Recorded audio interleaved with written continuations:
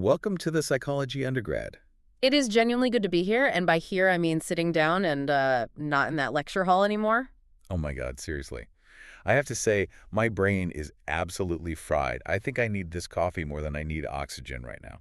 You're not the only one. That lecture on psychopharmacology, it was, it was intense. I walked out of there with significantly more questions than answers. It was definitely a dense one. I think we're finally getting past the intro to psych definitions and, getting into the real weeds of how we actually treat mental illness. Versus how we think we treat it. Exactly. And the gap between those two things is looking pretty wide right now. It really is. Yeah. And that is exactly what I want to dig into today.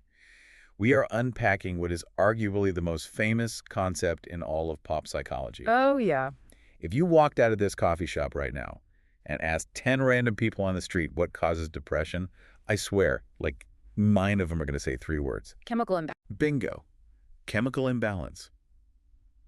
It is the cultural story we have all been told since we were kids. It's practically folklore at this point.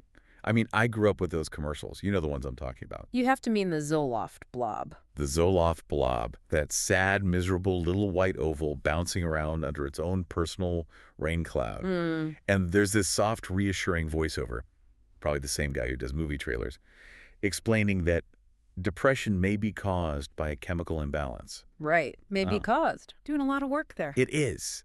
And then the blob takes the pill, the sun comes out, birds start chirping, and suddenly the blob is like playing volleyball or having a picnic. It's an icon of the early 2000s. And frankly, it was incredibly effective marketing. It took something invisible and complex and, it gave it a character. It was effective because it was simple. It created this mnemonic in my head, which I think a lot of people share. It's the empty tank analogy. Oh, for sure. The empty tank. Yeah, the idea is that your brain is a car, serotonin is the gas, and if you're depressed, you're just running on empty. And the pill is the nozzle at the gas station. Exactly. You take the SSRI, it fills the tank, and you drive away happy. Problem solved. It is a very clean, very mechanical explanation. It makes sense intuitively. If you feel bad, you must be low on the good feeling juice. It treats the brain like a hydraulic system. It does. But here is the twist, and the reason we are doing this deep dive today. We have been looking at a stack of sources that suggest this entire story. The empty tank, the chemical imbalance, the blob might be totally wrong. Or, and this is maybe even weirder, that the people in charge of psychiatry are now claiming they never actually believed it in the first place. Which is a huge deal. It's a fascinating pivot. We're looking at a major conflict here between what the public believes, what we were arguably led to believe, and what the academic experts say they've been teaching all along. They're literally calling the chemical imbalance theory an urban legend. That is such a strong phrase. Yep. So to get to the bottom of this, we have 2 primary sources for this session. We're basically setting up a courtroom here at the coffee shop. Okay, I like it. First, we have the defense. This is an article by Dr. Ronald Pies in the Psychiatric Times titled Debunking the 2 Chemical Imbalance Myths. Again. And just to give him some context, Dr. Pies is a big deal. He's a professor of psychiatry and editor-in-chief emeritus of Psychiatric Times. He is, for all intents and purposes, the voice of the establishment. He is the establishment. Okay, so that's the defense. Then we have the prosecution. This is a massive study published in 2022 by Ang, Horowitz, and Moncrief. Right. They basically said, okay, Dr. Pies, if you say you never taught this, let's check the receipts. They investigated the academic literature from 1990 to 2010 to see what was actually going on. So our mission today is to sift through this evidence and figure out, were we lied to? Is the serotonin theory real? Or is it, as the experts now claim, a myth that just got out of hand? Let's start with the defense. Let's look at Dr. Ronald Pies. He comes out swinging in his article. He actually uses a specific monster movie analogy to describe his frustration with this topic, which I kind of loved. He compares the chemical imbalance myth to Count Dracula. Dracula. Yes. Seriously. Yes. He writes, like the legendary Count Dracula, who could be killed only by driving a stake through his heart, some myths seem almost immortal. You can feel his exhaustion in the text. Wow. He feels like he has been trying to kill this idea for decades, but it just keeps rising from the dead. That is vivid. So just to be crystal clear, the myth he is trying to debunk, the vampire here, is the idea that psychiatrists believe mental illness is caused solely by a chemical imbalance. Correct.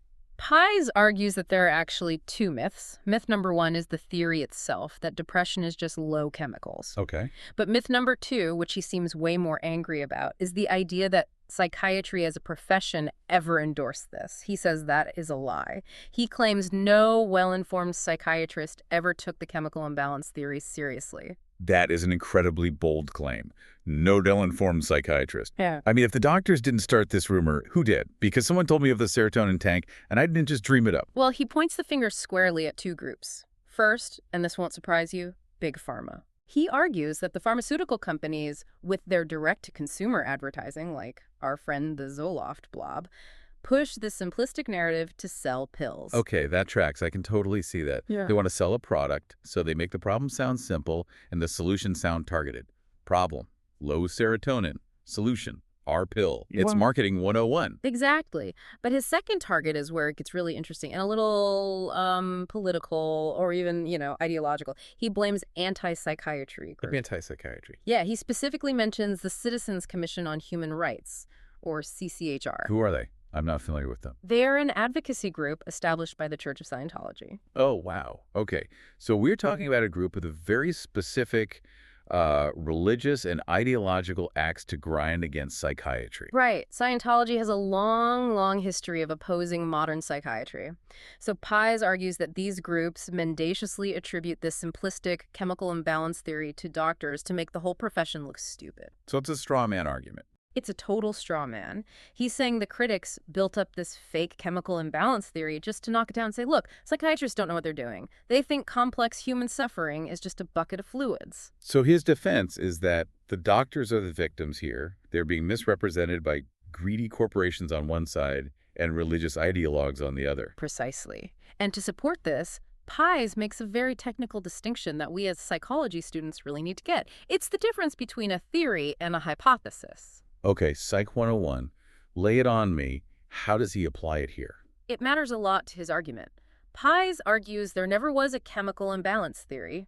In science, a theory is a big deal. Right. Think the theory of evolution or the theory of relativity. It's a robust, proven network of facts that explains the world. It's like the highest honor an idea can get. It's graduated from being a guess. It has withstood the test of time and experimentation. Exactly. Pies says what they had was a hypothesis, specifically the catecholamine hypothesis from the 1960s. This was the idea proposed by Schildkraut, right? Joseph Schildkraut in 1965. But Pies points out, and he is historically correct here, that even Schildkraut back in the 60s admitted the data was inconclusive. In the original paper, Schildkraut wrote that it was a heuristic device. Heuristic. What does he mean by that? It just means it's a mental shortcut. Or a provisional idea to be tested, not a statement of fact. It's like saying, let's assume X is true for a minute just to see where it leads us. Okay. So Pies' argument is, we never said it was truth, we said it was a hypothesis, and we knew it was flawed from the very beginning. I see. So it was a starting point for research, not a conclusion. But if they didn't believe in the chemical imbalance, what did they believe in? If I went to medical school in 1995, what model were they teaching me? Pies insists the official model has always been the biopsychosocial model, or even biopsychosociocultural. That is a mouthful. It sounds like they're trying to cover every possible base with a single term. It is the standard academic model, and to be fair, it's pretty comprehensive. It says depression isn't just one thing, it's a mix of biology. Your genetics, your brain structure. Right. Then psychology. Your personality, how you cope with stress, your thought patterns. Yep. And social factors. Trauma, poverty, your environment, your relationships. Exactly. So his defense is basically a not guilty plea. He's saying, we never told you it was just a chemical tank. We always told you it was a complex mix of nature and nurture. You just listened to the commercials instead of the textbooks. That's his argument. He says accusing psychiatry of pushing the chemical imbalance theory is like accusing a cardiologist of saying a heart attack is just a clogged pipe. It's a vast oversimplification that a doctor wouldn't actually use in a serious academic setting. Which sounds totally convincing. I mean, Dr. Pies is very articulate, and he has the credentials. It makes me feel like maybe I just misunderstood the science all these years. Right. Maybe I was the one who was naive. Until you look at our second source. Right. Enter the prosecution. This study by Ang, Horowitz, and Moncrief. They decided that we shouldn't just take Dr. Pies' word for it. They decided to do a little CSI. Psychiatry. I love that framing. CSI, psychiatry. They wanted to see if the urban legend defense held up against the historical record. So they looked at the golden age of SSRIs from 1990 to 2010. This is when Prozac and Zoloft were just taking over the world. And they didn't just look at commercials. They looked at the actual science. The papers psychiatrists were writing for each other. They wanted to know if the biopsychosocial model was actually dominant or if everyone was riding the serotonin train. So they analyzed three main areas of the literature. First, they looked at the etiology reviews. Etiology meaning the study of causes, right? Yes. These are the big summary papers that explain what causes depression. They picked the top 30 most cited papers from that era. These are the papers that everyone else is referencing, the heavy hitters, the papers that get assigned in grad school. So if Pies is right, these papers should be full of nuance. They should be saying, it's complicated, it's biopsychosocial, and by the way, the serotonin hypothesis is pretty weak. You'd think so, but that is not what they found. Not even close. What'd they find? Out of the 30 most influential papers, 11 gave unequivocal support to the serotonin theory. They used phrases like overwhelming evidence and well-established. Overwhelming evidence. That does not sound like a provisional hypothesis. That does not sound like a heuristic device. That sounds like a slam dunk. It really does. And another 9 papers said serotonin was a key part of the causal pathway. So that's 20 out of 30. And get this, only one single paper out of the top 30 explicitly discounted the theory. Wow. Okay, so 20 out of 30 were basically saying, yeah, it's the serotonin. That directly contradicts the idea that no well-informed psychiatrist took it seriously. Unless the authors of the top 30 most cited papers in their own field aren't well-informed, which seems unlikely. A bit of a stretch. So what was the next piece of evidence? It gets stickier. They also looked at what they called the link papers. These are papers specifically studying the link between serotonin and depression. These were citation classics papers with hundreds or thousands of citations. The greatest hits. And what was the tone there? Was it tentative? Was it, maybe this is happening, more research is needed? Confidence. Absolute confidence. They found phrases like abundant evidence, and one that really stood out to me. They called the serotonin link a textbook truism. A textbook truism. Yeah. That means it's so true you don't even have to argue about it anymore. It's just a fact you learn on day one, like gravity or the mitochondria being the powerhouse of the cell. Exactly. And speaking of textbooks, that was their third piece of evidence, and this is where it really hits home for us as students. They analyzed the standard textbooks used in the US and UK during that time, like Stahl's Essential Psychopharmacology. I have that book on my shelf right now. It's heavy enough to kill a vampire. To borrow Dr. Pies' metaphor, it cost me like $200. Well, Ang and his team opened it up, and what they found validates our experience as students. While some textbooks had little caveats in the fine print, a sentence saying this is unproven, the structure of the books told a completely different story. How so? What do you mean by the structure? The allocation of space. Imagine a chapter on the causes of depression. If the textbook spends 90% of the pages explaining serotonin receptors, transporters, G proteins, and how SSRIs hit those specific targets. Okay. And then it spends like one paragraph at the end on other factors like trauma or your social life, what is the student going to take away from that? They're going to think serotonin is the main character. It's what's important.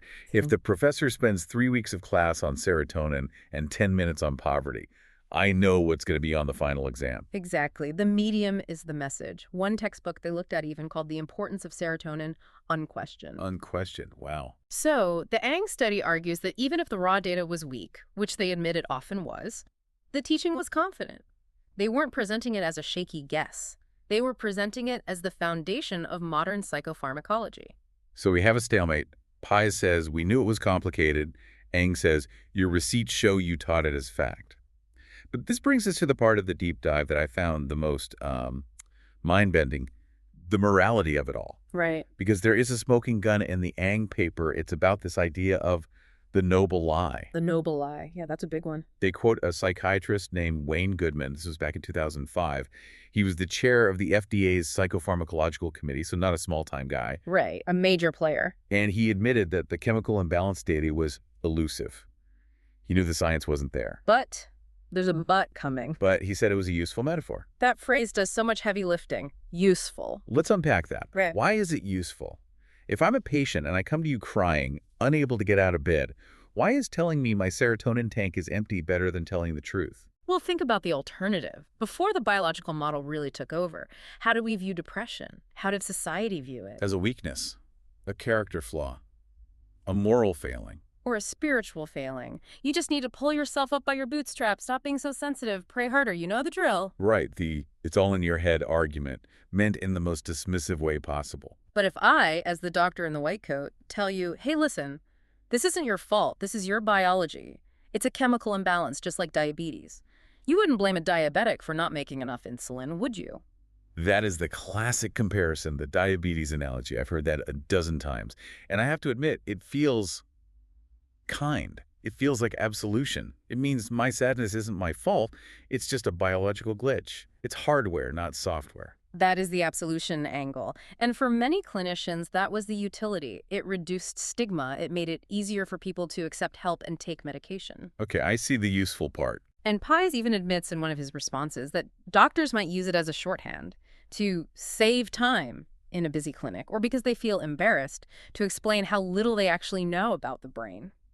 But there is a huge dark side to this usefulness, isn't there? Yeah. This is where the morality gets really murky for me. The ethical problem is massive. Is it okay to lie to a patient if it makes them feel better? Because if the chemical imbalance theory isn't true, then telling a patient they have one is manipulation. It's a breach of informed consent. And it's not just about feelings. It biases the solution. If you tell me I have a chemical imbalance, the only logical solution is a chemical fix. Right. Take this pill. Exactly. I'm not going to think about therapy or lifestyle changes or my toxic job if I think my literal fuel tank is empty. You don't talk a car into having more gas. You fill it up. Precisely. The Ang paper cites a study by Lacasse and Leo from 2005 that pointed out this massive disconnect. On one hand, the FDA and the scientists knew the theory was unproven. But on the other, the advertisements presented it as cold, hard fact. And the result? People believed it. I think the statistic was that something like 85% of the American public believes depression is a chemical imbalance. Right. So even if Dr. Pies is technically correct that the academic elite knew better, the message the public received and the message patients received in the exam room was the myth. And Ang argues that the profession allowed that to happen because it was convenient. Which brings up this concept from the sources of the zombie theory. Ah, yes. The Kuhnian paradigm shift that never shifted. Let's break this down. We learned about Thomas Kuhn in Research Methods. He wrote about scientific revolutions. He said science usually works in these big frameworks that everyone agrees on called paradigms. Right. The paradigm is the worldview. And for a while, everyone works inside that box. Until the paradigm breaks. When enough evidence piles up against it, the paradigm should die, and a new one should take its place. That's the revolution. But the serotonin theory didn't die. No. One of the sources, I think it was Healy, describes it as an exhausted paradigm, or a zombie. Scientifically, it's dead. The data doesn't support it. Yeah, we've known for years that you can deplete serotonin in healthy people and they don't get depressed. And you can have depressed people with perfectly normal serotonin levels. The simple link just isn't there. But the theory keeps walking around eating brains. So why? Why keep a dead theory alive? If the science is bad, why didn't we just dump it in the 90s? The Ang paper suggests 3 big reasons. First, and this is the most obvious one, commercial interest. Money. The money. Prescriptions for antidepressants in England tripled between 1998 and 2018. In the U.S., they quadrupled. We are talking about billions and billions of dollars. If you kill the theory that explains why the pills work, you risk the market. That's the cynical answer, but I feel like there's more to it than just greed. It feels deeper. There is. The second reason is professional authority. This is a big one. The serotonin theory made psychiatry look like real medicine. What do you mean by real medicine, as opposed to, what, fake medicine? As opposed to just talking about feelings. Before the biological revolution, psychiatrists were often seen as distinct from other doctors, more philosophical, less scientific. Right. But if depression is a chemical imbalance, it sounds like something you can see in a microscope or measure in a blood test. It puts psychiatrists in white coats on the same level as surgeons or cardiologists.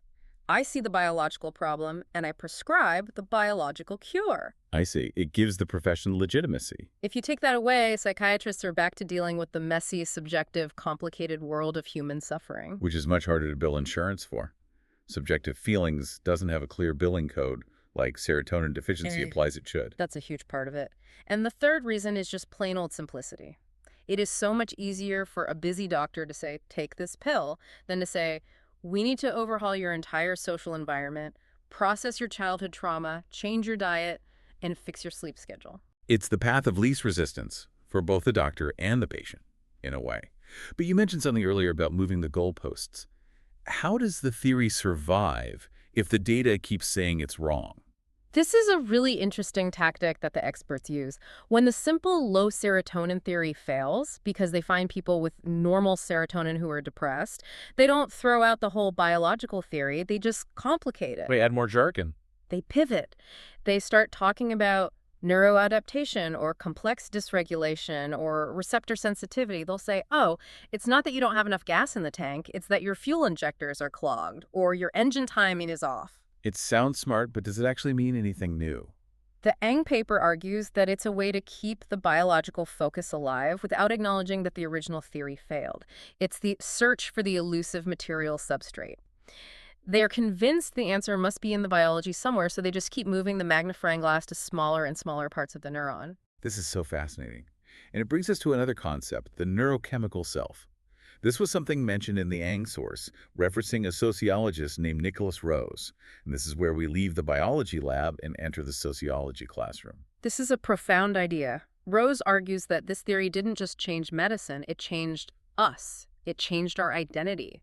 We became neurochemical selves. What does that mean exactly? Think about the language we use. 50 years ago, someone might say, I am unhappy, or I'm grieving, or my life is terrible. Now they say, I am depressed, or even my serotonin is low. We started viewing our emotions as like glitches in our hardware. And that goes right back to the agency issue we were talking about. If I view my sadness as a hardware glitch, I don't feel like I can fix it myself. I need a technician. I need a doctor with a prescription pad. Right. It lowers your sense of self-efficacy. If the problem is molecular, the solution must be pharmaceutical. You can't think your way out of a chemical imbalance, right? But there's a massive social cost to that framing, isn't there? The Ang paper touches on this, and honestly, it's the part that makes me the most angry about all of this. It's the elephant in the room. If we decide that depression is just a broken brain, we stop looking at the broken world. We ignore poverty, we ignore abuse, we ignore isolation and loneliness, we ignore racism.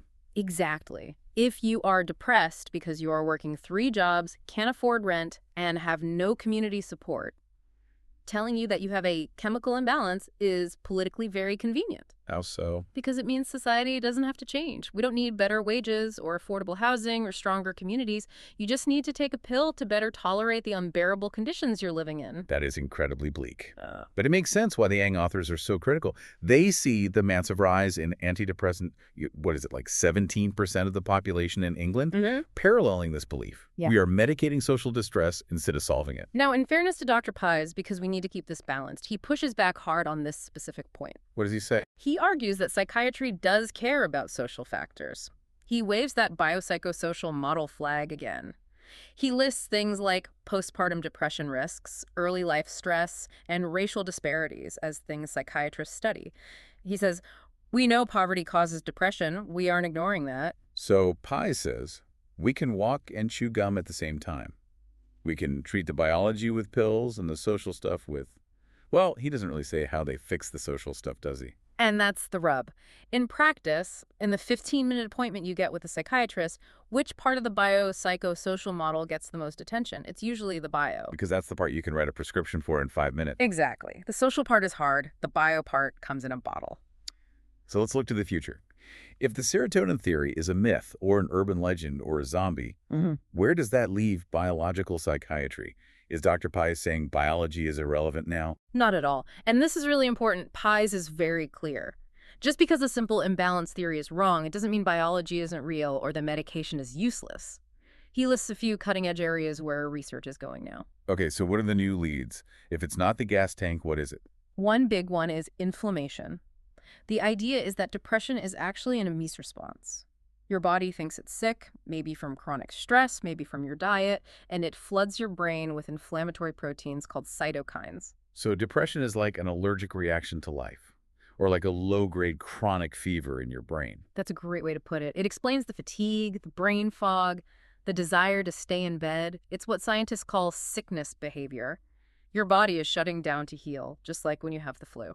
That is fascinating. What else? Another major lead is BDNF, brain-derived neurotrophic factor. Think of this as brain fertilizer or miracle grow for your neurons.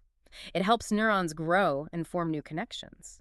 The theory is that in depression, especially chronic depression, your brain stops repairing itself. It starts to wither, literally. So the pill isn't filling the tank, it's watering the plants. That is a much, much better metaphor. And then there are other systems, like the glutamate system and the opioid system. This is where drugs like ketamine come in. They work totally differently than SSRIs. And they work almost instantly, right? Almost instantly, which suggests they are hitting a completely different mechanism. But here is the paradox that Pies brings up, and I think this is a really important takeaway for everyone.